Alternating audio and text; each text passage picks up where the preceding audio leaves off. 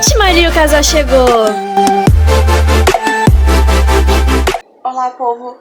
Hoje o nosso vídeo é sobre a revolta dos malês, que foi de 24 para 25 de 1935, em Salvador, na Bahia, que foi dado pelos escravos islâmicos que professavam o islamismo, que estavam há tempos programando uma revolta e se uniram para fazer. E como isso se deu na mesma época em que a regência, ela era mencionada como as revoltas provinciais, revoltas e revoltas regenciais, como a Farroupilha, a Sabinada, a Balaiada, a Canabragem, a Pereira, embora a Pereira tenha sido depois. Mas não tem como comparar essas revoltas, sendo que algumas delas foram separatistas, que todas elas eram defragadas pela elite, ou por algum motivo econômico, que era de fundo libertário, porque eram escravos, e religiosa, porque ela foi defragada por negros islâmicos. A cidade de Salvador, nesse ano, tinha 60 mil habitantes. Desses, mais de 25 mil eram escravos. 76%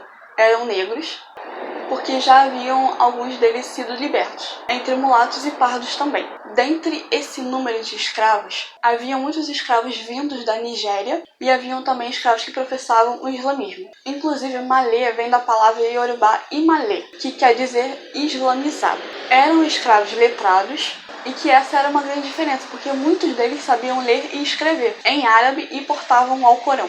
Tinham também conseguido um status maior, embora eles eram escravos, dentro da situação dos seus próprios senhores. E alguns deles também tinham autorização e conseguiam também portar o Alcorão. E outros usavam um anel que identificava como os superiores na hierarquia dos escravos. Esses escravos foram articulados a um movimento de revolta. E foi tão extraordinário o que eles propunham, que se eles de fato tivessem vencido, a proposta era criar uma república islâmica na Bahia, que ia não só matar os escravos, mas sim tudo que era branco, mulato, negro, que não fosse islâmico. E eram 600 islâmicos que estavam envolvidos nisso. E o mês de janeiro, se vocês não sabem, é o mês do Ramadã, o mês em que os islâmicos jejuam um dia inteiro, não podem manter relação sexual e só podem comer depois do pôr do sol. Por isso que, de fato, eles escolheram essa data, porque era a data do Ramadã. E como eles estavam em pleno Ramadã, eles não tinham comido o dia inteiro. E estavam programando essa revolta pro dia 24 e dia 25. Só que eles foram denunciados. E também, se você for pra uma luta sem comer, claro que você também não iria vencer, mesmo se não fosse denunciado. Dizem que uma escrava chamada Guilhermina os dedurou e denunciou os líderes da revolta, que estavam todos reunidos em um porão de uma casa de um cara chamado Manuel Calafate. E o líder dessa revolta era o escravo islâmico chamado Pacífico Licutã.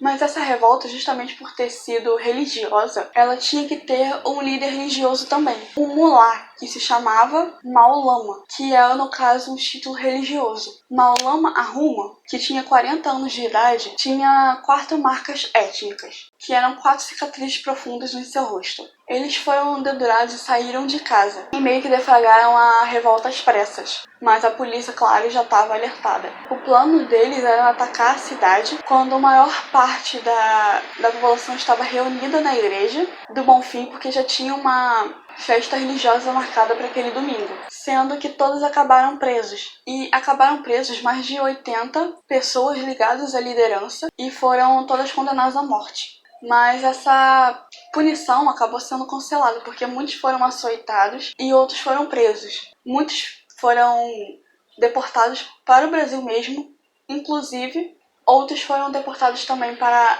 a África de volta. Então, 16 deles acabaram de fato sendo condenados à morte. Porém, desses 16, 12 deles foram